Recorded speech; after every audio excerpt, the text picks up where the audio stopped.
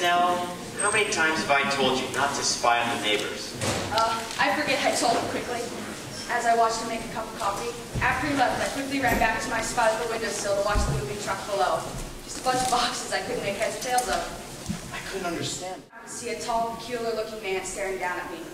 He had steel blue eyes and dark brown hair. He had a kept appearance with the top half of his face covered in large round glasses, making his cold eyes huge. I soon learned his name was Robert Kingsbury. He was new to San Francisco from Rhinebeck, Iowa. I always tried to make small talk with him in the hall, but he always seemed to be able to manage to dodge it. I couldn't stand it anymore.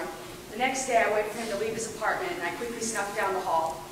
Inside the room were tons of pictures. And I was right. He was a family man. Most of the pictures consisted of a pretty blonde holding a baby girl. My first thought was that they had passed away. I was wrong. Something's wrong. He had left them, all for someone else. As I continued to snoop around his apartment, I found a pile of letters. Love letters. They weren't from his wife. They were from some hussy named Ellie. Now I know why Mr. Kingsbury was such a quiet man. He made the worst mistake of his life. That night, I had been ripped from my sleep as the ground began to shake beneath us. I listened as I heard the sound of breaking glass and splintering wood as the ground seized beneath us. By the time we got out of the room, the building was in shambles and begging to catch fire. The tenants gathered around the small inferno that they used to call their home. I looked around the block. It was all the same.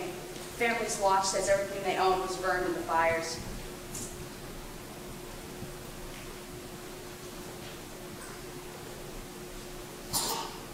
I heard blaring sounds around me, only to be muffled by the crying children being comforted by their mothers. It was all the same. People watched as their lives were radically changed. I looked around once more. Someone was missing. I peered around once more to confirm what I already knew. Robert Kingsbury was gone. His life ended in the treacherous fires before us. I only hope his family had a better fate.